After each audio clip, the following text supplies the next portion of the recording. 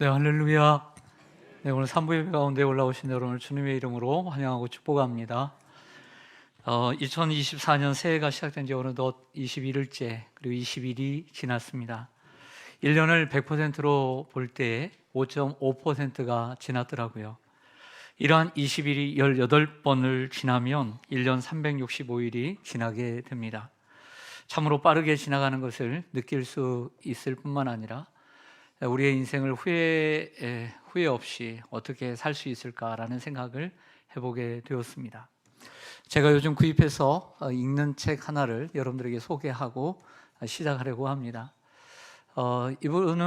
이 책은 마크 댄스라고 하는 목사님이 쓰신 처음도 끝도 좋은 목회자라는 책입니다. 목회자들과 사역자들이 잘 출발하고 잘 마무리할 수 있도록 도우려는 것이 이 책의 목적이다라고 적고 있습니다. 여러분들, 제가 왜 이 책을 구입했을까요? 네가 아닌데 어떻게 하냐고요? 네, 뭐 책 보면 아는 거죠. 그리고 책 보면 알죠. 마무리 잘하려고 샀죠. 뭐 어려워요? 네, 마무리 잘하려고 산 거예요. 아직 마무리할 때는 안 됐지만 그래도 미리 마무리를 잘 준비하는 것이 좋지 않겠습니까? 그래서 산 것입니다. 여러분, 저희 인생의 경주와 목회의 레이스는 아직 끝나지 않았고 아직 결승점까지 한참 달려가야 합니다. 그런데 거기까지 잘 달려가고 싶은데 그래도 우리가 도움을 받을 수 있는 것은 사람과 독서라는 것이거든요. 그 사람에게 도움을 받거나 독서를 통해서 그 사람의 인생을 돌아보면서 도움을 받는데, 이러한 좋은 책이 있어서 도움을 조금이라도 받고자 얼른 구입해서 읽고 있습니다. 사도 바울이라는 사람의 인생을 볼 때 누구보다 인생을 멋지게 마무리한 사람입니다. 인생을 멋지게 마무리한 사람, 사도 바울이죠. 그래서 그의 마지막 서신에서 믿음의 아들 디모데에게 디모데후서 4장 7절에 이렇게 얘기합니다. 나는 선한 싸움을 싸우고 나의 달려갈 길을 마치고 믿음을 지켰으니. 얼마나 멋있는 인생의 마무리입니까? 여러분들도 이런 인생의 마무리를 하시기를 바랍니다. 여러분, 우리가 누군가에게, 또 내 자식에게, 또 성도들에게 교회에 남길 유산은요, 우리가 어떤 출발을 했느냐가 아니에요. 우리가 어떤 과정 속에서 어떻게 마무리를 했느냐가 우리의 아름다운 유산인 거예요. 그렇지 않습니까? 마무리가 아름다워야 돼요. 우리 개인적인 인생, 우리 개인적으로 뿐만 아니라 내 사랑하는 자녀손들에게, 내 자식들에게 아름다운 유산은 돈이 아니고 그 어떤 것도 아니고요, 우리들이 아름답게 믿음으로 인생을 잘 마무리하는 거예요. 아무리 흠이 많고 티가 많아도 우리의 부모님이 아름답게 믿음으로 인생을 마무리할 때, 그리고 믿음으로 인생을 마무리할 때, 우리가 믿음으로 마무리할 때 그게 아름답게 우리에게 남는 것이죠. 할렐루야. 그래서 힘들고 어려워도 인내하는 거죠. 그래서 힘들고 어려워도 참는 거죠. 왜? 내가 이렇게 가서는 우리 자녀들에게 좋은 좋은 유산 못 물려주는 거 아니까 좀 더 참고 또 참고 또 참아서 아름다운 유산을 물려주려고 지금까지 온 거예요. 할렐루야. 저는 그런 생각을 하면서 살아갑니다. 여러분들도 끝까지 승리하시길 바랍니다. 사랑하는 여러분, 하나님은요, 저와 여러분을 이 세상에 보내실 때 좋은 계획을 갖고 계셨습니다. 그뿐만 아니라 우리가 잘 시작하고 또 잘 마무리할 수 있도록 하나님께서 우리를 부르셨습니다. 이 말은 하나님께서 저와 여러분의 인생을 응원하고 계신다는 말씀입니다. 빌립보서 1장 6절을 보면 너희 안에서 착한 일을 시작하시니 하나님이시거든요. 그 하나님께서 그리스도 예수의 날까지, 우리가 개인적인 종말이든 인류의 종말의 날인 예수 그리스도의 재림의 날이든 그때까지 이루실 줄을 우리가 확신하노라. 할렐루야. 이 말은 하나님께서 우리들의 인생을 이 세상에 보내실 때 기대하고 계시고 응원하고 계시며 항상 함께해 주신다는 말씀을 해주고 있는 것이죠. 여러분이 이 믿음의 경주를 잘할 수 있도록, 또 하나님께서 그런 선하신 계획만 가지고 계신 게 아니라요, 우리보다 먼저 결승점을 통과한 믿음의 선진들, 믿음의 챔피언들이 히브리서 11장, 히브리서 12장 1절의 말씀처럼 우리를 깃발을 들고 응원하고 계시는 거예요. 할렐루야. 그 응원에 힘입어. 여러분, 우리가 달리다 보면 힘들잖아요. 근데 옆에서도 응원을 해요. 이름 불러가면서. 얼마나 힘이 납니까? 지금도 그런 응원을 하고 계시고요. 누구보다 로마서 8장 37절의 말씀처럼 우리를 위해서 죽으시고 그리고 부활하신 예수 그리스도께서 지금도 살아서 하나님 우편에서 우리를 위해 친히 간구하고 계세요. 할렐루야. 하나님의 선하신 계획과 그리고 믿음의 선진들의 우리와 같은 응원과 예수 그리스도의 간절한 그 기도로 우리는 힘을 얻고 있는 줄 믿습니다. 그러므로 힘을 내시길 바랍니다. 오늘 본문 마태복음 7장 24절에서 27절은 예수님의 산상설교, 산 위에서 올라가 말씀하신 마태복음 5장부터 7장까지 이루어지는 설교의 마지막 결론입니다. 예수님은 우리를 집을 짓는 건축자의 비유를 하세요. 얼마나 멋진 비유입니까? 한 사람은 그 집을 반석 위에 집을 짓는데 그 사람을 지혜로운 자와 같다라고 지칭합니다. 왜냐하면 그 집을 지었을 때 비가 오고 그리고 홍수가 나서 물이 범람하고 그리고 흔들리는 지진이 있어도 흔들리지 아니하고 그대로 있기 때문이다라고 얘기를 하고 있습니다. 또 한 사람은 집을 지었는데 모래 위에 집을 지었는데 이 사람을 어리석은 자와 같다라고 말씀하십니다. 그 이유는 비가 오고 그리고 창수가 나고 홍수가 범람하여 그 지진이 일어났는데 그 무너짐이 너무 심하기 때문에 쉽게 무너지기 때문에 라고 얘기를 하는 본문이 오늘 말씀입니다. 우리의 인생을 집을 짓는 건축에 비유할 때 그렇다면 하나님께서는 우리의 집을 다 지어놓고 살라고 하신 걸까요? 그렇지 않습니다. 하나님은 우리의 삶을 임으로 지어놓고 우리의 어떤 페이스대로 10대, 20대, 30대, 40대 우리의 어떤 계획에 따라서 집을 다 지어놓고 우리를 보내신 게 아닙니다. 하나님은 그 집을 지어놓지 않으시고 다만 그 집을 지을 수 있는 자유와 의지와 능력과 이성과 지성과 신앙을 우리에게 주시는 거예요. 할렐루야. 그래서 그 집은 우리가 짓는 것이지 주님이 짓는 것이 아닙니다. 그런데 어떤 사람들은 그 집을 어떤 신이라는 존재가 우리의 인생의 집을 로드맵을 다 만들어 놓았다라고 생각을 합니다. 그걸 가지고 미신이라고 얘기해요. 미신. 그래서 그 미신에 속한 사람들은 자신의 인생이 정해져 있기 때문에 그것을 운명이라고 얘기하고 팔자라고 얘기를 하는 것입니다. 그러나 우리는 기독교에서는 그런 운명과 팔자가 있지를 않습니다. 그래서 문제가 잘 해결되지 않고 자꾸 하는데 재수, 삼수, 사수, 오수 해도 문제가 풀리지 않아요. 사업을 시작했는데 또 망하고 계속 어려우면 인생이 꼬이는구나. 그래서 찾아가는 곳이 점쟁이를 찾아갑니다. 점쟁이를 찾아가서 점을 칩니다. 역시 점이 딱 들어맞습니다. 안 될 거랍니다. 내년엔 전 동쪽으로도 안 되고 서쪽으로도 안 되고 남쪽도 북쪽도 다 막혔답니다. 어떻게 해야 합니까? 물었더니 구탈해요. 그러면 운명과 팔자를 바꿀 수 있다는 것입니다. 그래서 점쟁이는 얘기하기를 인생이 정해져 있다라고 보는 거예요. 그리고 정해져 있다라고 그 동의하는 사람들이 하는 것이 바로 굿이라고 하는 거예요. 그리고 거기서 제사를 드리고 그리고 노력을 해야 인생이 풀린다, 팔자가 풀린다 라고 생각하는 것이죠. 사랑하는 여러분, 하지만 기독교인들은 하나님의 운명과 팔자를 믿지 않습니다. 하나님의 섭리와 하나님의 계획을 믿는 것입니다. 하나님 우리의 인생을 정해진 운명처럼 주시지 않았습니다. 그러면 우리는 로봇이에요. 왜 그러면 그걸 믿는다면 왜 노력합니까? 왜 이 길 가야 될까? 저 길 가야 될까? 고민합니까? 이 사업해야 될까? 저 사업할까? 이 학교 가야 될까? 저 사업할까? 왜 그렇게 합니까? 우리는 하나님의 계획을 믿는 것이지 하나하나 다 정해져 놓고 있다는 운명을 믿는 것이 아닙니다. 우리 스스로 인생의 건축을 할 수 있는 자유와 능력을 하나님이 주시며 잘 살아보아라.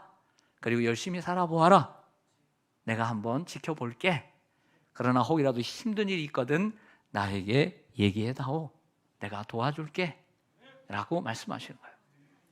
그리고 하나님의 선택 속에 아브라함 같은 하나님의 선택 속에 정해진 사람은 하나님의 열심으로 아브라함이 잘못된 애굽의 선택을 하고 그리고 잘못된 선택을 해도 하나님께서 그들을 하나님의 열심으로 이끌어 가시는 거예요. 그래서 우리가 믿는 것입니다. 사랑하는 성도 여러분, 인생의 성공과 실패는 운명처럼 정해져 있지 않아요. 여러분들이 태어나면서 먼저 10대 내 인생은 끝났어. 끝나지 않았어요. 여러분, 정해져 있는 게 아니에요. 여러분들이 어떻게 살아가느냐에 따라서 인생이 달라지고 오늘 여러분들이 어떤 결정을 하느냐에 따라서 여러분들 인생이 달라지고, 그래서 인생은 선택인 거예요. 버스에서 데스 사이의 초이스, 선택인 거예요. 여러분들이 오늘 어떤 선택을 하느냐에 따라서 인생이 달라지는 거예요. 사람들의 이야기를 들어보세요. 성공한 사람들의 이야기. 여러분, 어떤 사람이 제가 금요 기도회, 오륜교회 금요 기도회 설교를 어쩌다 이렇게 하니까 이 세계적인 테너 조용갑이라고 하는 분을 만났습니다. 그래서 영상으로 만났어요. 개인적으로 만난 건 아니고. 키가 저만한데 그런 얘기하더라고요. 자기는 정말 이 서울에서요 5시간 가서 목포에 가고, 목포에서도 5시간 가서 그 다음날 흑산도로 가고, 흑산도에서 또 배를 타고 가서 가거도라고 하는 최남단의 섬에서 태어났대요. 그 가정의 이야기를 하면 말을 못해요. 너무 아파. 그래서 제가 우리 잠깐 구역장님들에도 얘기했지만 여러분도 한번 봐줬었으면 좋겠어요. 그의 인생이 얼마나 꼬이고 8년 동안을 권투를 하다가 안 돼가지고 무대에 올라갔는데 권투가 왜 안 되더래요. 프로 선수인데. 그래서 안 되더래요. 왜 안 되니까 얼굴이 너무 커가지고 그냥 상대방이 그냥 때리면 맞더래요. 그 두 번째, 왜 권투를 그만두느냐? 팔이 너무 짧더래요. 그래서 내가 뻗었는데 상대방이 너무 길어. 그래서 얻어맞아서 고민하다가 28살 때 독일로 가고, 그리고 이태리에서 10년, 15년 동안 있었습니다. 그래서 300여 의 무대를 섰는데 주인공을 다 했대요. 조연이 아니라 주인을 했대요. 크도 작은데. 그 이유가 뭐냐면 작다고 무시하지 말라는 거예요. 작으니까 소리가요 테너만 나오는 거예요. 테너. 그래서 그런 얘기를 해요. 여러분, 악기를 보세요. 큰 악기는 어떤 음이 나온다? 저음이 나오는 거예요. 작은 악기일수록 고음이 나오는 거예요. 그래서 어제 그 입당 예배를 드리는데 가니까 오케스트라도 왔더라고요. 자세히 봤습니다. 역시 큰 악기들은 저음이 나요. 피콜로가 왔어요. 정말 높은 소리가 나더라고요. 그러니까 그 주연은 목소리가 높이 나야 주연을 시켜준대요.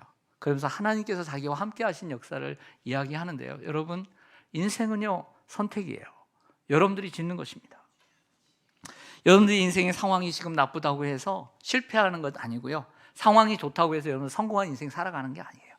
그래서 여러분들 상황이 나쁘다고 해서 여러분들 낙심하지 마시고, 여러분들 그 인생의 책임은 바로 여러분 자신에게 있는 거니까 부모 탓, 조상 탓 제발 하지 마세요. 탓하려면 자기 탓하세요. 자기 탓. 할렐루야. 인생이 누구 탓이에요? 다 자기 탓이지. 자기가 인생을 짓는 거지. 자기가 인생을 세워가는 거예요. 하나님을 믿는 사람들은 남 탓하는 게 아니에요. 하나님 탓도 하는 게 아니에요. 하나님은 우리의 인생을 우리에게 맡겨주셨기 때문입니다. 우리는 하나님의 자녀로서 자신의 삶에 대해 책임 있는 존재로 살아가야 될 줄로 믿습니다. 자, 그렇다면 제가 그림을 준비를 못했는데 반석 위에 세운 집과 모래 위에 세운 집의 공통점과 차이점을 말씀을 드릴게요. 공통점, 외견상에 아무런 차이가 없다. 설계도 똑같고 재료도 똑같다. 그리고 용적률도 똑같고요, 건폐율도 똑같고요, 대지도 똑같고요, 다 똑같습니다. 근데 뭐의 차이냐? 보이는 것이 아니라 보이지 않는 기초의 차이다. 하나는 반석이고 하나는 모래다라고 하는 것이죠. 또 하나의 차이가 있습니다. 또 하나의 차이는 결론의 차이다. 결과의 차이다. 비가 오고 홍수가 나고 지진이 났는데 반석 위에 세운 것은 그대로 있더라는 거예요. 흔들릴 수 있죠. 그대로 있더라는 거예요. 하지만 모래 위에 세운 집은 무너짐이 심하더라. 이게 두 가지입니다. 사랑하는 여러분, 무슨 얘기입니까? 모래 위에 지은 인생은 고난과 시련이 오면 쉽게 무너지고 만다는 것이죠. 반석 위에 세운 인생은 고난과 시련이 와도 무너지지 않는다는 것. 그래서 인생을 잘 살았는지 못 살았는지는 나중에 가봐야 한다. 나중에 가봐야 한다. 인 것이죠. 여러분들, 신앙도 인생과 같다고 생각합니다. 신앙도 인생과 같습니다. 우리도 있습니다. 우리 중에는 지금 이 중에 반석에 세운 신앙이 있고 모래 위에 세워가는 신앙이 있다고 생각지 않으십니까? 겉으로는 똑같습니다.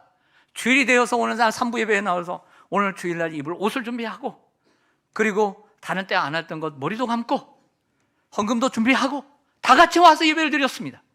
겉은 똑같습니다. 누가 더 신앙이 좋은지 모릅니다. 그러나 고난과 시련과 역경이 왔을 때 나타나는 것이죠. 신앙도 그렇습니다. 진정한 신앙이란 고난과 역경 속에서, 그래서 고난과 역경과 시련을 잘 감당하는 성도를 볼 땐 목사보다 낫다, 이런 감탄을 하게 됩니다. 할렐루야. 어떻게 저 고통 가운데 이겨낼까? 존경스럽습니다. 저는 그런 마음을 갖습니다. 우리 성도님 중에서 지금 사업이 정말 엉망인분이 있습니다. 사방으로 꽉 막혀 있습니다. 어떻게 될지 모르는 정말 긴박한 상황 가운데 하나님 앞에 나와 새벽에 그 가운데 하나님께서 주신 직분을 잘 감당하고 있습니다. 자주 격려하고 있습니다. 기도해주고 있고 저의 기도에 늘 항상 있습니다. 참 존경스럽습니다. 3년 동안 예수님을 따랐던, 그림자 따랐던 그 제자들 다 똑같았습니다. 참 믿음이 좋아 보였습니다. 어쩔 때는 네가 크냐 내가 크냐, 베드로는 다 버릴지라도 나는 버리지 않겠다. 그러던 베드로가 그 조그만한 그 하찮은 여종들 앞에서 3번이나 예수님을 부인했습니다. 시련과 고난 앞에서 부인했습니다. 은 30냥의 가룟 유다는 예수님을 팔았습니다. 나머지 제자들도 예수님을 버리고 고향으로 떠났습니다. 이들의 신앙은 모래 위에 지은 신앙이었습니다. 그러나 그들을 멈추지 않고 예수님의 부활하신 예수님을 만나고 성령을 받은 후에 180도 바뀌게 되었습니다. 예수님을 재판에 넘겼던 사내들이라고 하는 그 세력들 앞에서도 주눅들지 않고 겁도 먹지 않았습니다. 베드로와 요한이 그 감옥에 1박 2일 동안 갇혀져 있다가 이제 그 다음날 풀려나 재판을 하는데 너무나 말하는 것이 대단했습니다. 그래서 나중에는 그들이 겁을 먹고 예수 이름으로 말하지도 말고 가르치지도 말라 경고를 했지만, 다른 때 같았으면 사복음서 속에 제자들 모두 가셨으면 어떻게 했겠어요? 감사합니다. 감사합니다. 절대는 안 합니다. 절대는 안 합니다. 그런 일 없습니다. 이러고 예수님을 죽인 세력들 앞에서 갔을 거예요. 하지만 이번엔 다릅니다. 우리가 보고 들은 것을 어찌 말하지 않겠느냐? 할렐루야. 왜 이렇게 사람이 변했습니까? 반석 위에 자신의 집을 짓기 시작했기 때문입니다. 이게 차이인 거죠. 사람들 앞에서, 상사들 앞에서 너 그리스도이냐? 크리스찬이야? 그러게요. 이렇게 말해야 합니까? 혹이라도 손해볼까 봐? 혹이라도 인사상의 문제가 있을까 봐? 네, 그리스도인입니다. 부족하지만 주님을 믿는 그리스도인입니다 라고 말할 수 있어야 되는 거예요. 그 사람이 반석 위에 세워가는 사람인 것이죠. 이러한 신앙이 되어야 합니다. 누가복음 6장 48절을 보니까요, 같은 본문의 병행 구절인데 집을 짓되 다른 표현이 있어서 가져왔습니다. 깊이 파고 주추를 반석 위에 놓은 사람과 같으니 큰 물이 나서 탕류가 그 집에 부딪히되 잘 지었기 때문에. 할렐루야. 우리가 집을 딱 보고 가다가 무슨 얘기를 해요? 잘 지었다 해야 안 해요? 하죠. 우리 옆에 분과 인사하겠습니다. 참 잘 지었습니다. 참 잘 지었습니다. 네, 참 잘 지었습니다.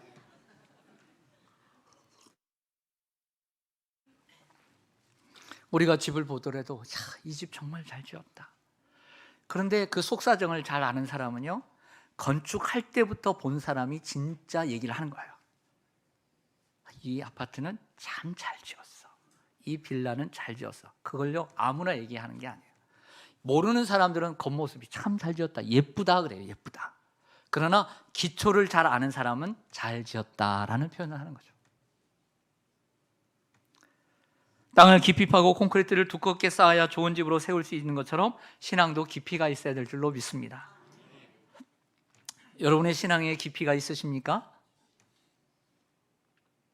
그렇다면 어느 정도의 깊이가 있습니까?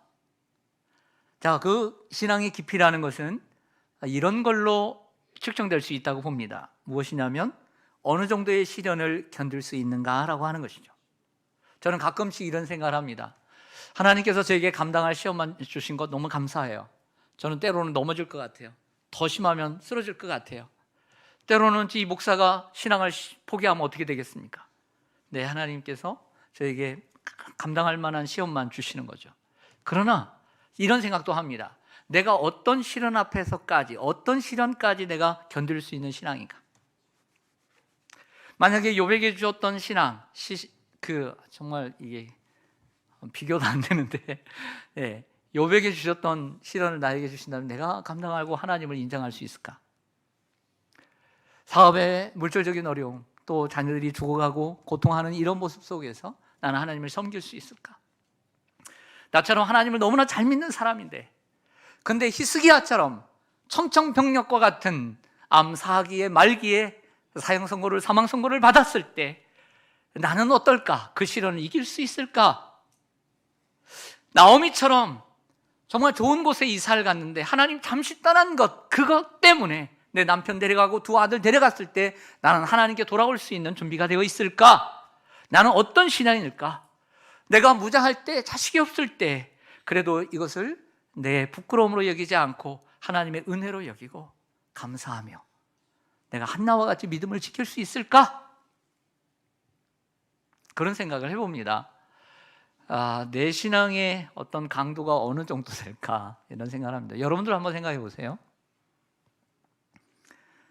골로새서 2장 6절과 7절을 보면, 그러므로 너희가 그리스도 예수를 주로 받았으니 그 안에서 행하되 그 안에 뿌리를 박으며 세움을 받아 교훈을 받은 대로 믿음에 굳게 서서 감사함을 넘치게 하라.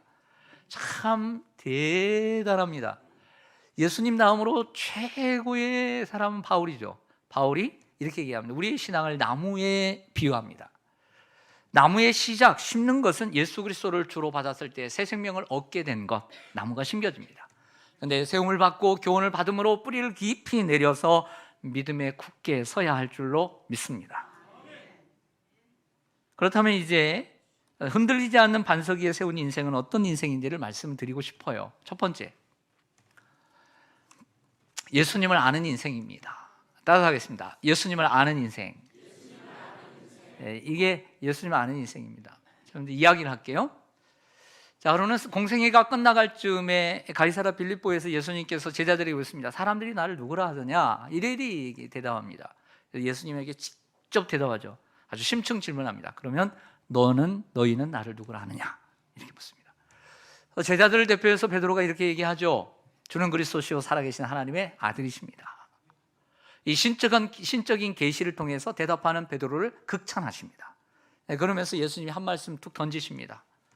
내가 이 반석 위에 내 교회를 세우리라.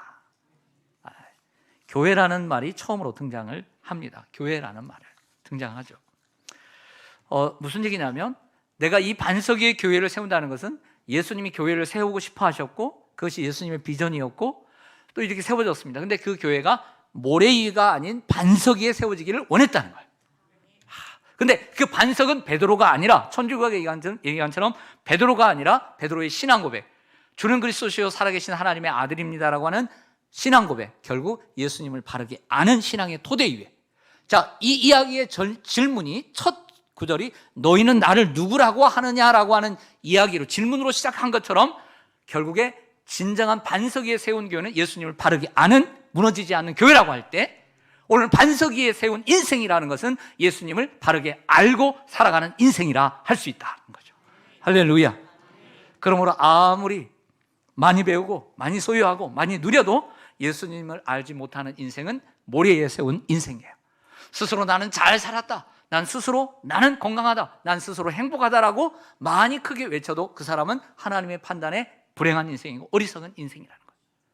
그러나 우리는 인생을 살아가면서 시편 37편 거꾸로 시편 73편에 보면 성도로서 하나님을 섬기는 사람으로서 이해하지 못하는 현실 속에서 고통하는 시인을 만나게 됩니다. 나는 주님을 잘 믿는데도 부자가 되지 못했습니다. 나는 주님을 위했는데 몸만 아프고 쑤시고 저리고 아프기만 하지. 나는 또 자식이 잘 되지도 않았습니다. 그런데 하나님 없이 살아가는 저들은 무엇입니까? 먹어도 살이 찌지 않습니다. 저들은 늘 배부르네요. 늘 성공합니다. 아프지도 않고 죽네요. 하나님이 이게 뭡니까? 라고 질문합니다. 그때 하나님께서 대답하십니다. 내가 알아서 하리라 말씀하십니다. 예수님 십자가에 죽으셨습니다. 세상 사람들이 볼 때 불행한 인생이고 실패자입니다. 바울은 못 베어 죽였습니다. 베드로는 십자가에 순교했습니다. 사랑하는 여러분, 사람들이 볼 때는 실패라죠.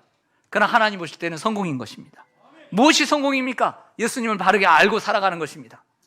이 세상에 우리가 아무리 잘 살아도 스스로 내가 괜찮은 인생이라 할지라도 그것이 인생이 아닙니다.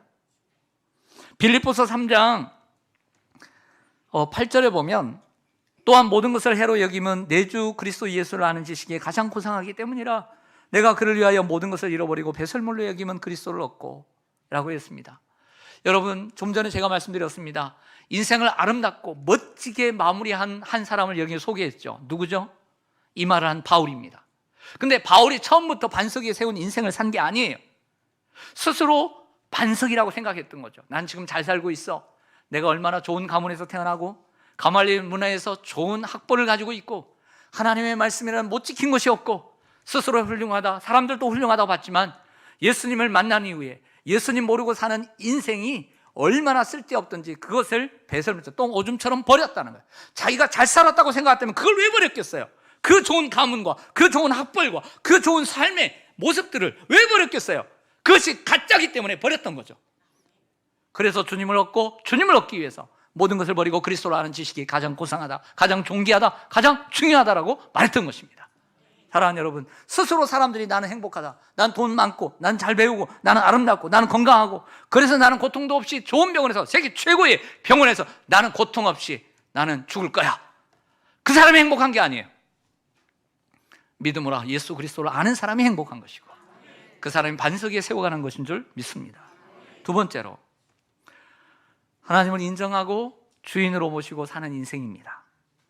자, 여기서 예수님의 말씀을 귀담아 들을 필요가 있습니다. 성경에 답이 있습니다.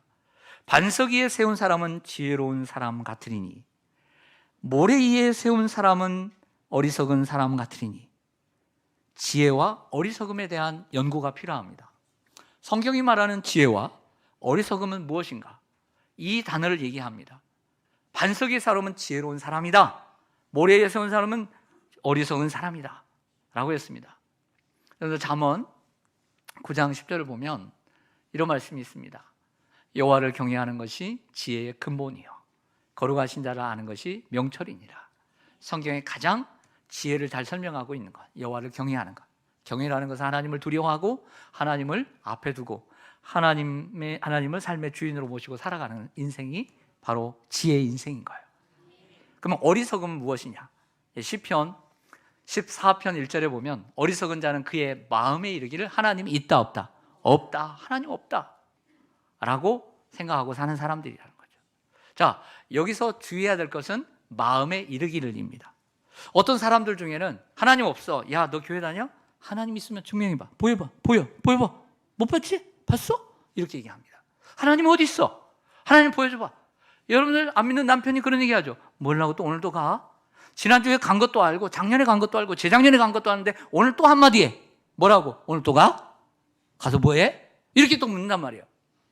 하나님을 인정하지 않는 거예요. 그러나 오늘 말씀에는 그렇게 하나님 있으면 보여봐 이런 사람들만은 얘기하는 것이 아니라 교회를 다니고 하나님을 믿지만 그의 마음속에 이르기를 뭔가 일이 잘 안 돼, 사업도 안 돼, 자녀도 잘 안 풀려, 내 몸도 아파. 나이가 들면 당연히 아픈 거예요. 예.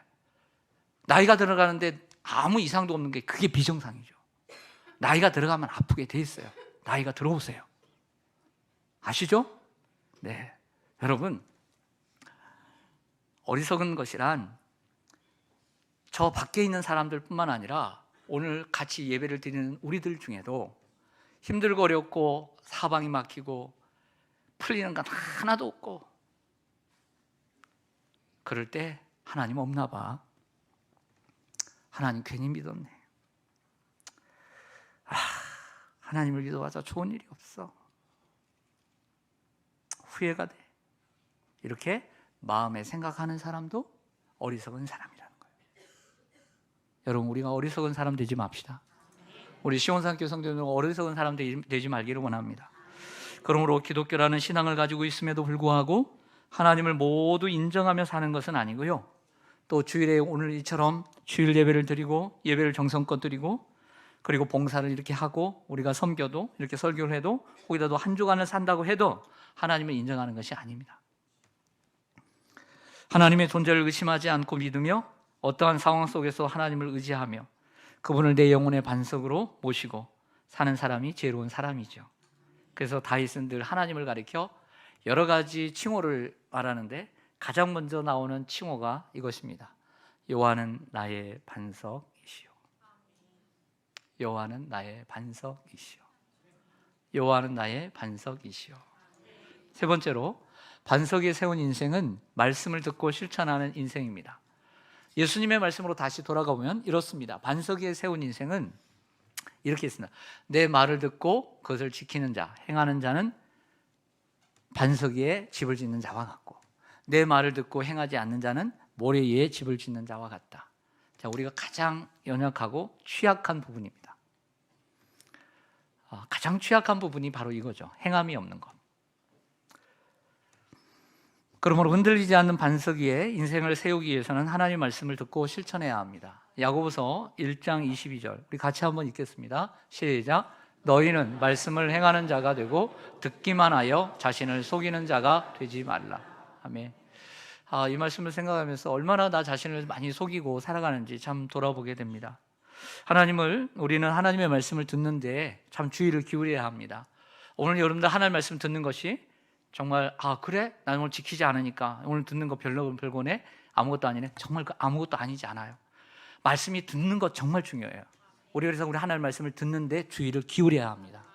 그러나 또 하나 우리가 주의를 기울이고 주력해야 되는 것이 있다면 하나님의 말씀을 듣는 것으로 끝나지 않고 베레아교회 성도들처럼 하나님의 말씀을 상고하고 묵상하고 그것을 어떻게 삶에 적용할까?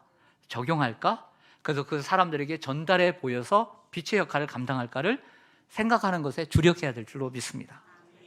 많은 성경의 지식을 아무리 쌓아도요 실천하지 않으면 자기를 속이는 자가 되기 때문이죠. 전도서 12장 13절 말씀에 이런 말씀이 있습니다. 일의 결국을 다 들었으니.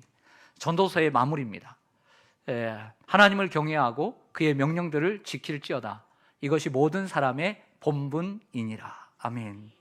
여러분, 인생은 헛되더니 모든 것이 헛되도다라고 여러 번 솔로몬은 얘기를 했습니다. 그러면서 사람의 본분이 뭐냐면 하나님을 경외하고 그분의 명령을 지키는 것이다. 이게 사람의 본분이다. 사람이 마땅한 도리고 의무다라고 얘기를 하고 있죠. 자, 그러나 사실 우리가 하나님 말씀을 지키는 데는 많이 취약하고 또한 우리가 하나님 말씀을 다 지킬 수도 없고 실천할 수 없는 것이 사실입니다. 존 칼빈은 하라와 하지 말라의 계명이 613가지라고 얘기를 했습니다. 248가지, 365가지. 하라, 하지 말라. 그 모든 것도 우리가 어떻게 다 지킬 수 있습니까? 행위로 또한 구원을 얻는 것도 아닙니다. 믿음으로 구원을 얻는 것입니다. 하지만 진정한 신앙은 듣는 대로만 멈추지 않고 실천하는 것이며 그 행위로서 믿음을 증명해야 된다고 야고보는 얘기합니다. 다 실천할 수 없다고 미리 포기하며 사는 인생이 아니라 최선을 다해 하나님 말씀을 실천해가는 인생이 반석 위에 자신의 집을 세워가는 인생입니다. 재작년에 이걸 못 지켰습니다. 그러나 작년에는 지키겠다 노력하고 지켰습니다. 자신의 집을 잘 지어가는 것입니다. 작년에 뭔가를 못 지켰습니다. 그 지키려고 했는데 안 되더라고요. 그러니까 올해는 이것을 지키고 고치겠다라고 생각하고 고치는 것, 자기의 집을 고치는 것입니다.